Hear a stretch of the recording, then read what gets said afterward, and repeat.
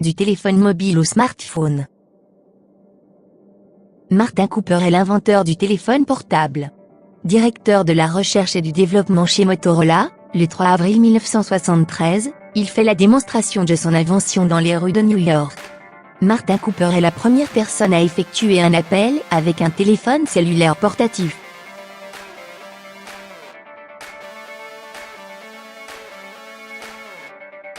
Le Motorola Dynatac 8000 fut le premier téléphone mobile au monde. Il a été commercialisé à partir de 1983 aux États-Unis.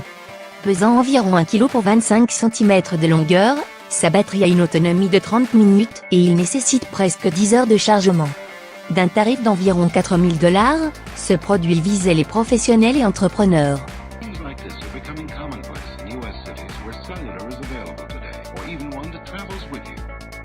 This unique cellular portable made by Motorola, which weighs only 30 ounces.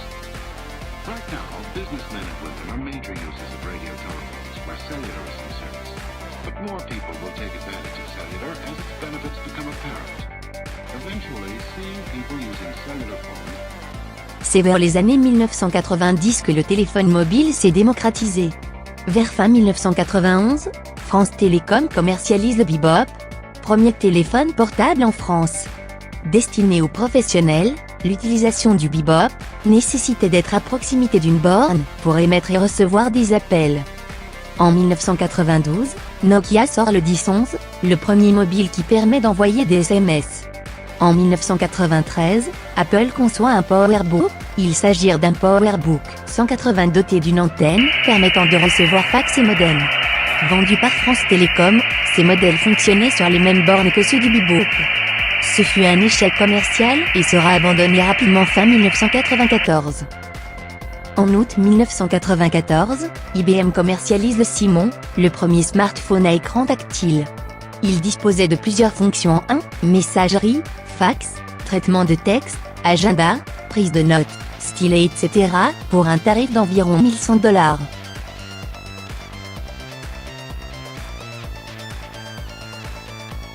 À partir de 1996, avec l'arrivée des téléphones GSM, les ventes du Bebop déclinèrent et sa commercialisation fut arrêtée. Nokia lance la gamme 9000 Communicator, des smartphones pliants disposant de 2 écrans, d'un clavier complet mais dépourvu d'écran tactile.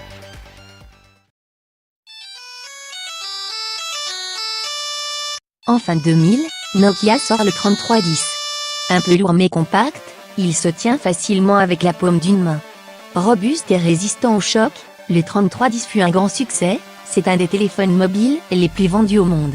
Il incluait beaucoup d'outils comme la calculatrice, le chronomètre. Il avait 4 jeux dont le célèbre Snake.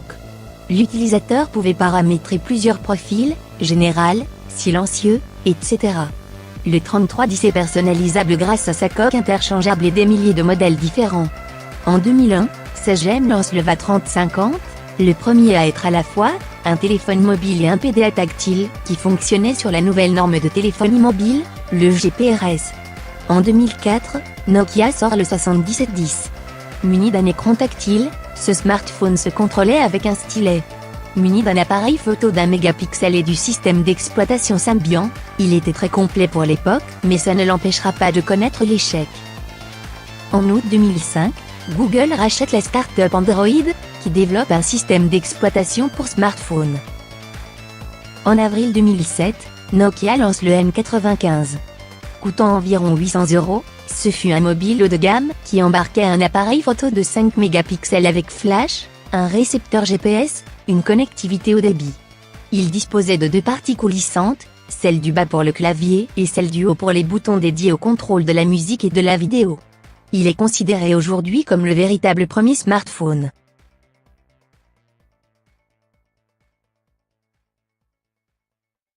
Mais l'année 2007 sera marquée par la révolution tactile.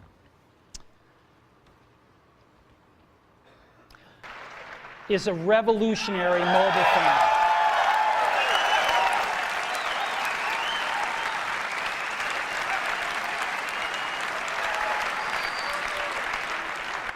Three things: a widescreen iPod with touch controls, a revolutionary mobile phone, and a breakthrough internet communications device.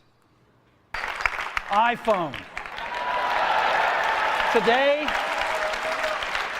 Today, Apple is going to reinvent the phone.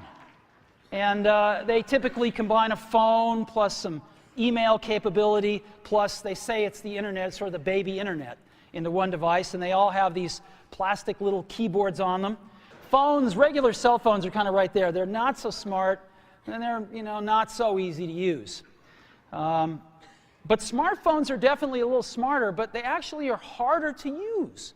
They're really complicated. Just for the basic stuff, people have a hard time figuring out how to use them. Well, we don't want to do either one of these things. What we want to do is make a leapfrog product that is way smarter than any mobile device has ever been and super easy to use. This is what iPhone is. Okay? So, we're going to reinvent the phone. Just make a giant screen. A giant screen. Now, we're going to touch this with our fingers. And we have invented a new technology called multi-touch. Apple lance son premier téléphone, l'iPhone, pionnier des smartphones avec interface tactile multipoint, sensible au doigt. Il a le même principe qu'un ordinateur, à savoir un système d'exploitation et les applications. Son succès sera à l'origine du smartphone à écran tactile chez tous les constructeurs. And boy, have we patented it.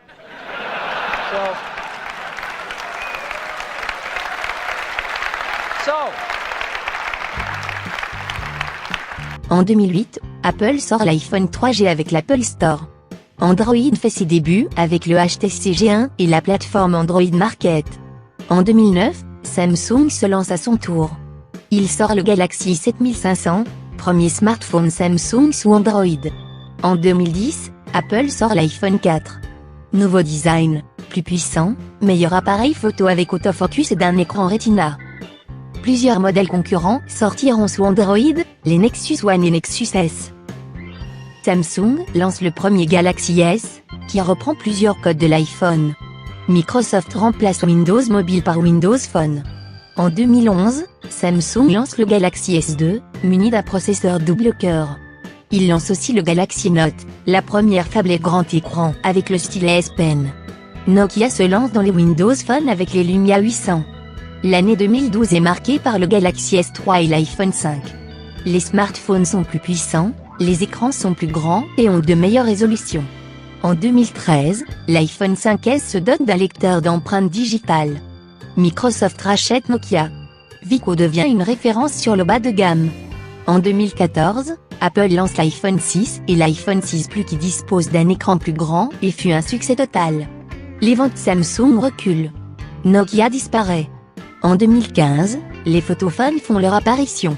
Le Sony Xperia Z5 Premium, le Galaxy S6, le LG G4 et l'iPhone 6S. Une innovation arrive sur le S6 Edge avec l'écran courbé à l'extrémité des deux côtés. L'année 2016 est marquée par les capteurs Dual Pixel des Galaxy S7 et S7 Edge, améliorant la rapidité de l'autofocus. Le LG G5 est le premier smartphone modulaire, muni de 2 capteurs photo. À l'heure où je réalise cette vidéo, la tendance actuelle est marquée par le borderless, c'est-à-dire l'occupation maximale de la face avant du téléphone, afin de laisser le minimum de bordure. Le Xiaomi Mi Mix, le LG G6 et le Galaxy S8 en sont de bels exemples.